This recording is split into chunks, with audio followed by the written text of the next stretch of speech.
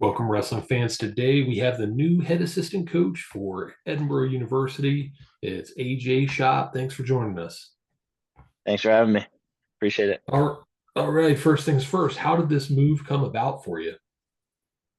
Yeah, so obviously being my alma mater, have a lot of connections still back in the area and uh, wanting to get back to family and friends and, back to my home state was something that I always kind of wanted to do and, saw an opportunity to be able to come back and thought it was the right timing. So ended up reaching out and obviously I know of basically everything for the most part from the outside perspective, what is going on with the program, just keeping tabs on it over the past I guess 9 years since I've been out, almost a decade. But yeah, just saw an opportunity and was ready to make a shift back. Now my kids are getting a little older. I have young kids, so being able to be around family and friends and everything is something that kind of life priorities change as you get a little bit older and things start to shift a little bit. So just thought it was the right time. Sure, and that might build into what I was going to ask next. People see you as experienced Big Ten coach. Now going to the MAC in Edinboro, it is your alma mater, so it's a bit different. But that's kind of unusual as far as the transactions go. And why was it right for you? Yeah, so I'm a small town kid. So obviously growing up in a tiny town, Tyrone, Pennsylvania, and then going to Edinboro, another small school. So I'm really used to that small atmosphere. And I thought it was kind of funny at the time when I was out coaching at South Dakota State that was the biggest town I've ever lived in Brookings, South Dakota. So to be able to say that Brookings, South Dakota at that moment was the biggest place I've ever lived in was kind of funny. And then obviously shifting here to the, West Lafayette and Big Ten and at Purdue, it's obviously that's even bigger, right? Like that's probably 3, 4, 5 times bigger than, or maybe even more than Brookings, South Dakota. So not that it's crazy busy like a huge city life or anything, but just I guess more of the level of I guess busyness is everything's a lot slowed down more and where what I'm from and what I'm used to. And again, just being able to have an opportunity to come back and I guess working up the, as you say, like the ladders, right, of what you're talking about, the coaching ladders and stuff. And um is not as big of a priority to me as opposed to kind of having that work-life balance and being able to come back and again be around family more often, my grandparents and everyone's getting older, right? Like so it's just seems like a right time to be able to come back and um, yeah, when you talk about the work life balance and having your kids get older and your parents get older, there's kind of a time in your life you're like, you know what, like let's get back to what you used to, get back to your roots, um, and also to have an opportunity to go back to your alma mater where like there's a huge history there, from alumni and the connections and the people and obviously when things were getting announced and being able to get hit up by all the other alumni, which again it's a unique place and I think a lot of people from the outside probably see it, but unless you're entrenched in the middle of I guess Edinburgh wrestling, like it's a little hard to understand. But I guess people from the outside perspective definitely get a grasp on like that is. You know what I mean? Like you can see it, how just everyone loves. Even I guess even if you're not a huge fan, like a diehard Edinburgh fan, there's a lot of respect for the place because of what we were able to do with such little resources, and that to me is something that where people doubt you your whole life, or just doubt you in your life and you enjoy proving people wrong, I guess, in that aspect, that to be a part of something special like that and be like, you know what, like I don't care, we don't have to have all this extra stuff but we can still get the job done. And it's like when you can find a way and get those type of kids, get those type of athletes and those type of people that are like, yeah, I can get behind that, I can get behind the underdog, which a lot of people love to see and do. And um, yeah, it's a special place. And one of the alumni, who was actually one of my teammates, he's coaching out at Cal Baptist right now, Eric Morrow. He had this post, and it was a really cool thing that he had said. It's like just something that like deep down inside you that is very hard to understand unless you've been a part of it. Kind of how I'm sure you've heard of coaches talk about being bigger, being a part of something that's bigger than yourself. And that's kind of what Edinboro wrestling is. Like there's a big history of people that have came through. Um, and I always like to say, like, obviously, yes, the team that I was a part of in 2015, like, yeah, we were the ones that went out there and wrestled and got the trophy. But I gave a lot of props to all the people that came through the program beforehand that led me to make the choice to go there, and all the other kids. It's just it was a build up to that point. And obviously, a lot of people are like, "Let's get it back to that," and I'm like, "Heck yeah, let's go!" Let's get it back to being that Boro build, and the little school beating up on the big schools kind of thing. That was something that was special. Cool. Well, you hit on a couple things that I wanted to touch on, so I'm glad you started there. Um, I've always kind of respected that camaraderie between the guys who are coaching now, that Edinboro alums. Even if they weren't necessarily your teammates, coached you or anything like that. It seems like the Edinboro alums are about as tight as I've seen from any school. Yeah, it's kind of funny coming full circle. I remember Coach Hill coaching at Kent State and being out at NCAs or anywhere, and seeing him being around like the rest of it. It's like, wait a second, like because I'm just like such like a loyal person. Like whenever I'm entrenched in like one type of community, it's like you're my people, and like everything else is like you're not us right now. Like I'm and obviously I'm back to Edinboro, but like to see that at the time, like, oh wow, like he like that kind of showed me like Edinboro wrestling is bigger than just that the individual that's in it. It's like it just how it brings everyone together. But yeah, we were out. I don't know. It might have been NCA's the one year, and obviously Coach Hill was still coaching at Kent State, and he was like around some of the other people, and I'm like, I just thought it was strange. I was like, there's another coach from a different team that's like I don't know if he was celebrating. He was just hanging out with the friends, right? It was just hanging out with the other Edinboro alums and people. And I was like, that's kind of cool. You know what I mean? And so coming full circle, to be able to work with them because I was never really connected with them before I was in, too much before I was in college or anything. Just seeing him around, knowing that he wrestled at Edinboro and he was connected to the other alumni that I did get to know while I was there. And so, yeah, it was kind of what you had said. Like, it's cool to see the other coaches from other schools that went to Edinboro and just how everyone's super connected and just has that ultra respect that, hey, like we are Boro built, you know what I mean? Like we were all a part of this little school that was able to beat up on a bunch of the big dogs. And yeah, like I said, there's a lot of camaraderie in that. So Yeah, so the other thing you had mentioned, you've been following from afar, and it's obvious there have been a rough couple of years for Edinboro, and at this point, maybe that scares off some other coaches, but I'm sure there's kind of an intangible benefit to you, as in, I want to be a piece that helps us get back to 10 years ago, 15 years ago, whatever you're shooting for. That obviously seems like that was a benefit for you too. yeah, no, for sure. It's like obviously, yes, understanding that they haven't done well recently, but and again, there's for a smaller school, like I get it. It's hard to especially right after COVID and just certain the situations at the school and just just all over. Like there's a lot of problems in some state schools, right? But I've seen a lot of good stuff coming from hearing from the people, the administrators, and stuff like that there. So. But yeah, to be able to go back and have an impact, like to be an impact, kind of person, I guess, when I was coming out of high school and going into college, uh, just hearing about like, yeah, like you can be a part of something special and not necessarily turn things around because the team was pretty solid at the time. Like they were still top 20 or, they had a top 10 finish maybe. And, uh, but again, to kind of be a part of it, to take it to another level was something, again, to be special to be a part of. And being able to come back and have a huge impact and see, hopefully have an impact, right?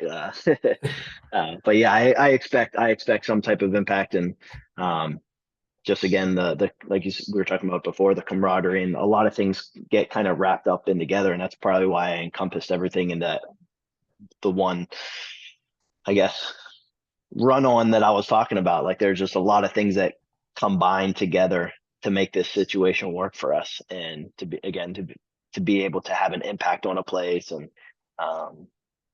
obviously being back at your alma mater, like that's you're definitely going to have I don't care what kind of person that came through a university that's able to go back, because there's something to say about the connections that you were able to form there, and the alumni, and not even the alumni, just like, because again, like we talk a lot about the alumni in terms of the wrestlers, but there's a lot of alumni from Edinboro that were never even a wrestler or wrestled on our team. Maybe they wrestled in high school or something, but they still feel like they are part of that Edinboro wrestling alumni, just because they were a part of us. They supported us and hung out with us and were always around us. And again, being that small community, like the whole town supports it. So there's a lot of people that just feel like they're just part of that Edinboro wrestling alumni, or that clique kind of that is Edinboro wrestling. So Yeah, I saw a lot of positive response from the announcements.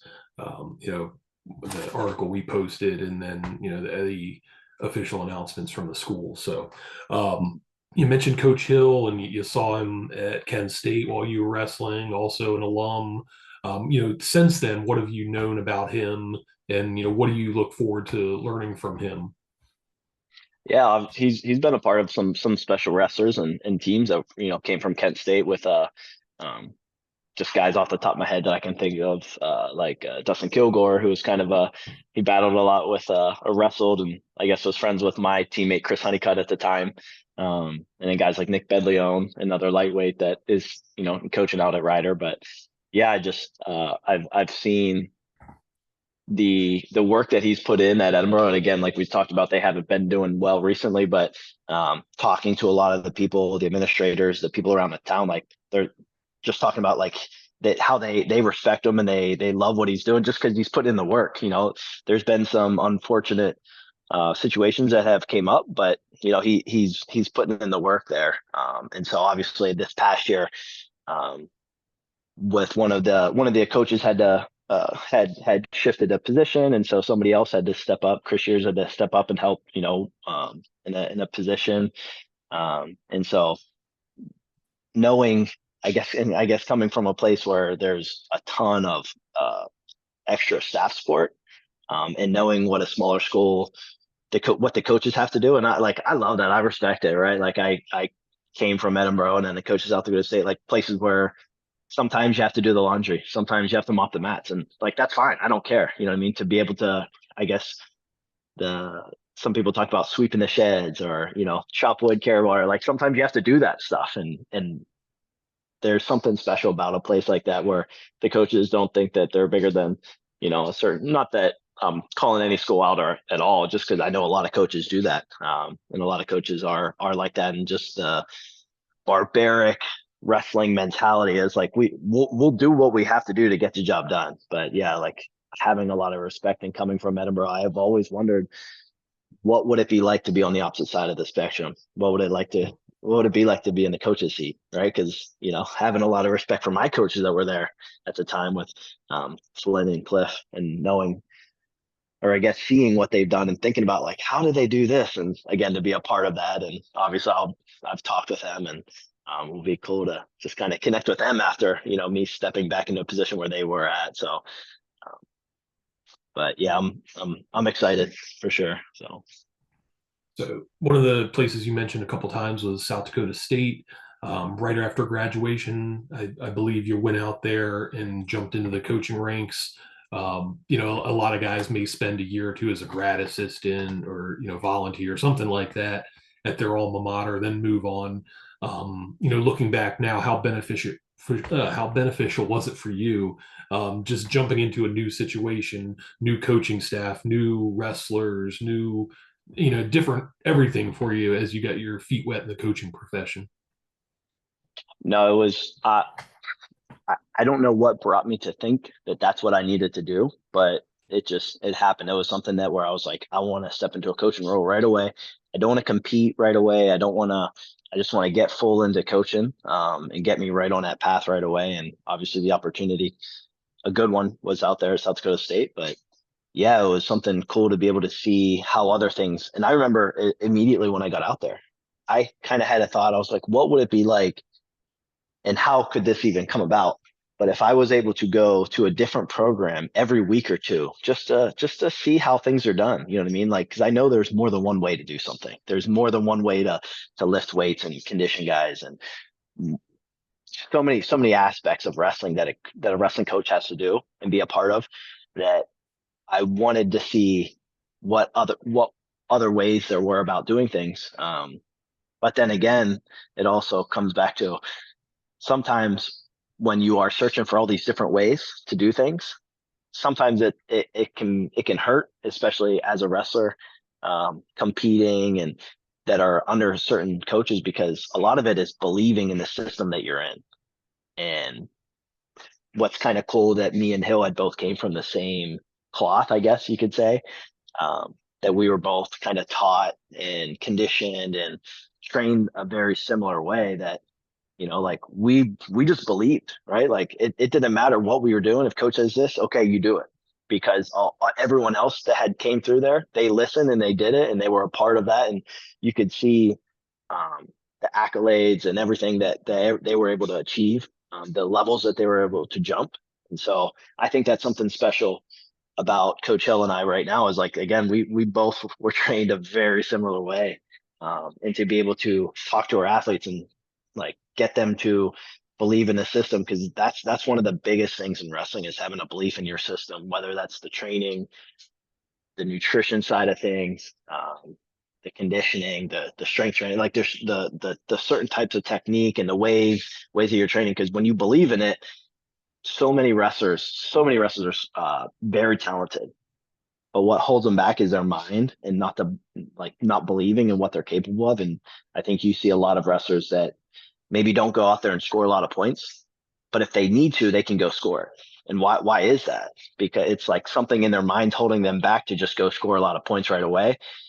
And when all of a sudden pressure's on and they have to go score, yeah, they might score. And sometimes they're really good at doing that. And I was never a fan of that style of wrestling. Like, I'd rather go out and put a lot of points up and take the risk away. Like, if I can turn a guy and put him on his back and pin him, or just rack up a lot of points to get towards that major, then your chances of losing obviously go down, but also the risk of making a mistake and failing because of that one mistake, they go away, or they get lowered. So, um, yeah, I just thought it was cool, the fact that Coach Hill and I were coached in a similar way. And I, being able to go back and show the guys, like, listen, like, we were a part of this. This is how we did it. And obviously, yeah, we've definitely learned newer ways to do things, and can incorporate our own systems in it. But yeah, heading out to South Dakota State and being able to pick up some coaching tactics, and different wrestling moves and different ways to strength train and condition, and taking away things I like. And um, from there, and then again coming here to Purdue, having that similar mentality of like, all right, this is something I really enjoy. This is something I like. I want to take that back, add that to my repertoire of coaching. And so yeah, to be able to go around, um, and I guess be a part of a couple different uh, coaching systems, right? Like, because I guess you can say, when I was at South Dakota State, they were coached by guys like Bobby Douglas at Iowa State. And then being at Purdue, there's an Iowa wrestler, there's a Nebraska wrestler, there's a Minnesota wrestler, like just guys that came from all these different, like a J-Rob, a Gable, and like a lot of these kind of different training methods. And to be able to incorporate that back into what we are doing. Um, and I thought something similar when I was in college, right? There was a Penn State and an Iowa coach. And so I was like, oh, okay, like there's two different systems. One came from maybe around Gable era, right after that. And so just be able to see these coaching trees and the training methods, and then kind of how they just trickle down into certain programs and get incorporated into the whole training system. But the biggest thing, obviously, is get your guys' belief, get your guys to believe what you're doing is the right way, or is one of the correct ways. And if they do that, then there's going to be success in the program for sure. All right. So one of the things you mentioned was scoring points, and looking back on your career, you were, of your era, I guess, one of the better guys from the top position. And then watching the guys that you've coached along the way, I don't know, maybe they had a predisposition for being, good on top. But you have Seth Gross and Devin Schroeder and Matt Ramos. They were all good in their own ways from the top. What is it a mentality? What is it to be good on top? Because there are a lot of guys that maybe just kind of ignore that portion of the game. Yeah, for sure. It is funny now because I'm well, maybe just because I'm paying attention more now, but it seems like I'm recognizing some more coaches talk about, like, obviously, yes, putting up points, and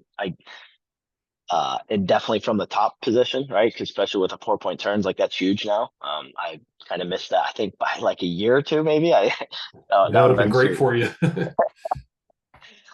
But yeah, like, obviously with the 3-point takedown as well, like, that is something that is, you're able to take guys down and cut them and still get a lot of points, but still, like, to get one takedown, one set of back points, and then cut a guy and then do that same thing again. You could be up 14-1 with 2 moves, I guess, if it's a takedown to his back. But yeah, it's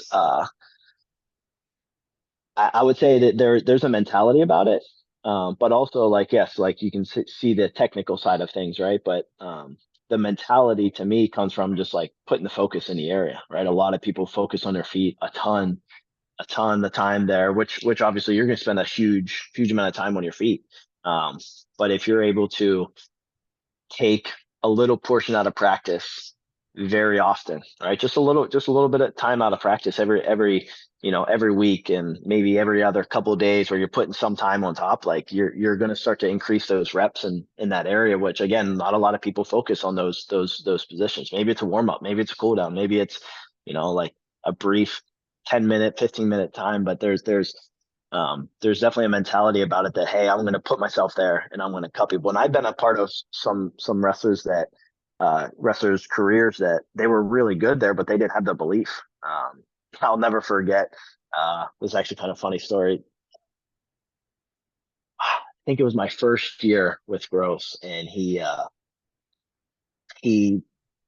just, like a lot of really good wrestlers, are stubborn, right? Like, I was very stubborn, and so, kind of, so when I was working with him, and again, we talked about belief a little bit. And so when a wrestler is learning something new that they're going to add in, saying, like, well, my wrestling's not good enough, so I'm going to add in, and again, being coachable. And, like, a lot of wrestlers, to get to that point, it takes a little bit of belief in the coach that you're around. But he was working on it. He was working on it, and he started doing it here and there. But there's a belief because you're rolling to your back, and if you don't have that belief, like, you're like, why would I go to my back on a turn? Why would I ever want to do that? So he ends up going out in this one match. I can't remember who it was, got a turn. And his dad comes over to me after the door and was like, hey, like, he needs to start doing that more. Like, I was like, yeah. Like, I remember I was like, yeah, like, we're working on it. Like, I would love for him to do it a lot more, but it's like, there's a kind of a timeline of the whole process that a guy has to go through to, if he's never done, has not put a lot of effort in the top to put yourself out there, because it is semi risky if you don't know what you're doing right yet, or you don't have that belief, because you're like, I am literally going to my back and almost across both shoulder blades if you're doing, say, like, your normal cross wrist roll or something. So, but yeah, it was just a funny little story of somebody just kind of getting belief. But yeah, definitely a mentality, and then to be able to, the one thing I can say about the places that I've been, and the coaches that I've been under, they've given me the time to go out and practice and work with the guys, whether it be individually or with the whole team. And hopefully I've made an impact. I think I have on just the whole team in general through a whole kind of top performance, I guess. But where kids really obviously jump levels is the individual side. But yeah, I feel like I've had good privilege to be able to go out there, and teach the whole team, my whole top, and be able to work quite often with the guys, right? Because, like I said, I'm not going to be able to show one thing once every other month and then hope the team starts turning people. Like, it's got to be a steady attack from the top, and where I'm able to help the guys and teach the team that stuff. So yeah, definitely feel privileged to be able to be a part of programs that have allowed me to put my say into, situations. So. Right. So at your hire, as I'm going through and preparing to write this article about your background, I'm reliving the 2015 national tournament, and kind of giving anybody that's not familiar with it a little background. That was the only year that you didn't win the EWL, and you had what I think a ninth seed, losing the first round, 1 point match, first consolation, but you reeled off 7 straight wins. You did the Iron Man deal. You go all the way back to third place, 4 pins along the way.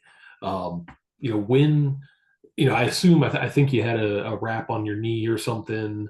I assume being around it long enough, you see these seniors that have had great careers, and then they're bandaged up at the NCA tournament, losing the first round. It's like, okay, well, you know what, he's probably done. He's trying to make it work. When was the turning point there after the first loss or that first close win in the consolations where it was like, you know what, I can go out and do this and beat anyone ahead of me? Uh, that turning point was definitely just right after the loss. I'm big believer in the mental side of the game, right? Like the huge, you got to work on the mental aspect of the game, and kind of being a positive forward thinker. Like once something is done, it doesn't matter how bad it is. Like once it's done, it's over with. Like, and again, I don't care if it's something as little as you get a little paper cut, or you spill your coffee, or it doesn't matter. Like something as huge as a very bad accident or situation in your life, but like you got to be forward thinking. And so from that situation on, when I lost, and again, probably at least in my eyes, I wanted to win the past 3 years, or I thought a pretty solid shot the past 3 years. And my sophomore and junior year, I was in the semis and lost. And even after those losses, I was able to get a win right away and come back, in the Conti semis and win that match to get in for the third and fourth. So it was just something that's always been a part of me. And I'm sure I can give a lot of, you know, saying to the people that I've been around, I've been around a lot of positive thinking people. So that definitely take pride in the privilege and people that have been around me. But yeah, after I took that loss, it was like there's two songs that were playing over and over. I had them on repeat on my phone. It was The Only Way I Know, which is a country song about just like full throttle, wide open, like just go. Like that's it. Like that's the only way I know. Like, and I think as a competitor in me, like, okay, you beat me. Say we're playing, I don't let's say Matt, very, very common game. You beat me 10 times in a row. I'm gonna keep coming back as long as you give me a chance to get that win, because I'm gonna get it. You know what I mean? And I might be talking smack while we're doing it, right? If we're buddies and stuff, but like just that competitiveness in you. If you're a competitor, that's what's gonna take a lot of athletes very far in life. If you have that, like you want to, as a coach, like we want to look for that competitive drive into people. Um, because again, there's a lot of people that are going to be like, well, I'm going to give up. They're going to give up. And the one thing I tell my kids all the time, and like they give me this like gritty like look on their face when we say it, but we say shops try hard.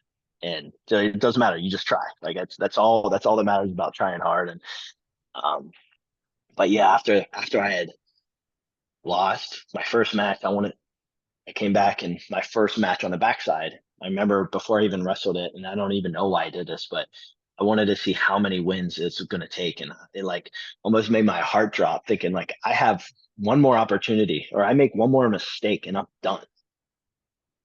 I was like, that was kind of like, why am I doing this to myself? Like, stop, just go one match at a time. So I was like, all right, I needed 7 to get back for third, but give me just 4. I just need 4 wins but it's again, why am I thinking about like, I'm looking forward. It's like, just stop. So the other song that I was looking was Uptown Funk by Bruno Mars, just like an uppity, like, so people were probably watching me walk through the hallways, like, kind of normal. Like I'm looking normal, probably semi happy, like just trying to get my mood right. But it was like this dude just lost. He's a senior.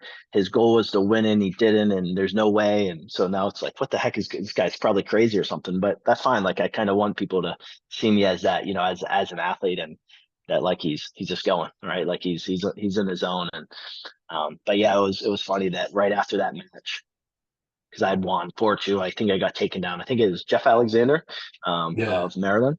Um, which is funny because like we've been around each other since like the elementary days and stuff. But um, my coach goes, Flames like, just go out and pin the guy. And I think my first match back, I pinned the guy in the tilt, and it was just like it was just funny that he had mentioned that. But again, just like something that was very light and, just go do this. And I'm like, why didn't you tell me that before my first match? Not, you know what I mean? Just joking. Again, just keeping that light mode, or mood. But yeah, just about having that positive mind frame. And it's like, if you like, I get it. It's hard. You know what I mean? It's hard to realize that your dream of being national champ is over, but the other thing that you can do is being able to tell people that like you didn't give up, you tried hard, you know what I mean? Like that you were able to, like I made my own story.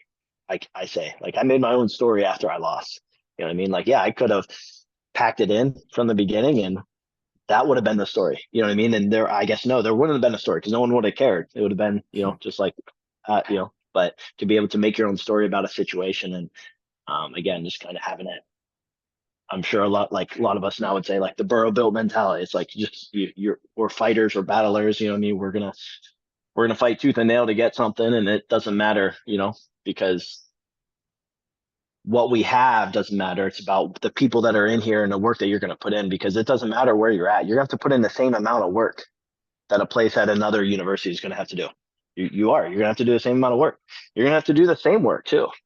You're going to lift weights. You're going to get your extra workouts in. You're going to be a part of practice. You're going to go for your runs. Like you're going to have to be a part of have your nutrition. You're going to have to get your, 8 hours of sleep. You're going to have to put in the work. It doesn't matter where you're at or the logo that's on your shirt or your dumbbells or your sinks or whatever. Like you're going to have to put in the work. So it doesn't matter what's around you. It's a matter that it's you putting in the work with the people that are around you and being a part of that. That's something special. But yeah, I'm glad that I made the situation I did, right, to go where I did for college, and but coming full circle, hitting that last run at my NCAs, being forward thinking, positive thinking, having a strong mentality, and don't care who's in front of you, just go battle it. So And that team's kind of become legendary for the third place finish. 2 points ahead of Missouri. You know, I'm sure the way you planned it out, you were thinking national title, and maybe you'd prefer the national title, obviously. But there's also a world where you could win a national title and not score as many points as you did getting third place. So, that's also kind of the ultimate team thing. If you would have packed it in, if you would have went 2-2, and as you said, nobody noticed, the team doesn't get that third place finish. yeah, for sure. Because I have my three like All-American trophies, but like the one I take the most pride in is having the third place team trophy, right? Because as a team at NCAAs, you get like the mini, the small version of the big trophy, right? And so that's definitely one that I have the most pride in.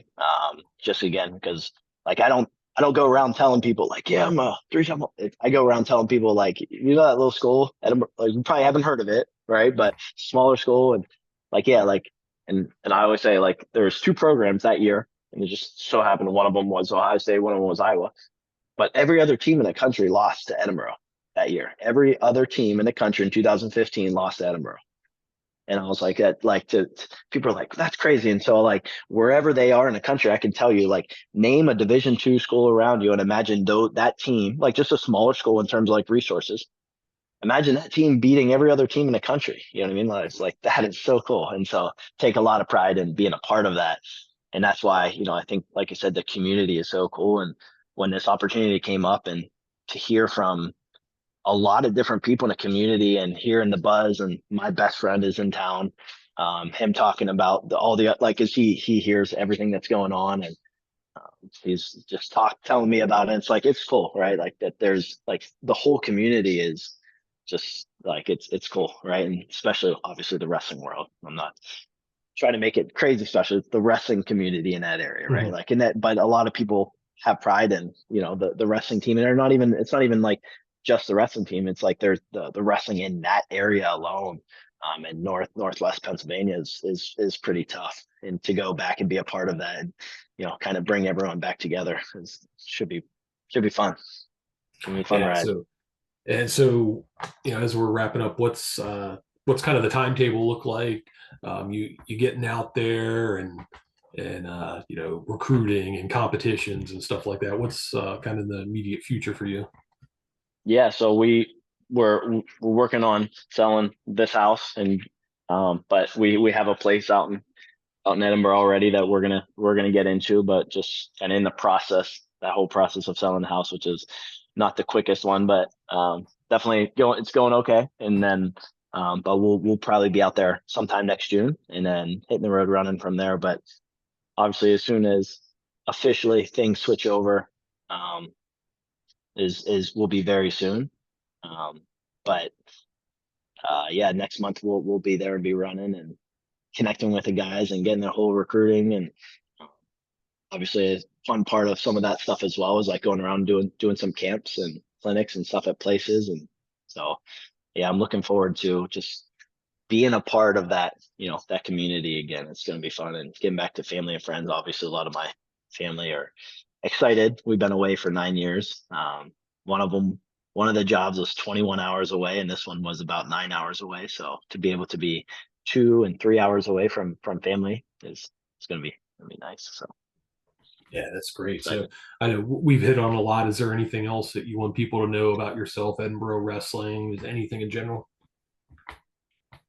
No, just excited to be back with everyone back in Pennsylvania again and all my connections, and hopefully a lot of people start coming back around. And obviously the alumni are all connected, but excited for the future of the wrestling team. And um, I know there should be some new stuff coming out soon. I don't nothing announced yet, but just in terms of something special in the wrestling world going around in the Edinboro area that should help the wrestling community, I guess we'll say. So I guess you guys have to wait for something going on with that to be announced. Just to again to help the wrestling community area should be fun and to be a part of that. So Awesome. Well, I'll be on the lookout for that. I appreciate the time today.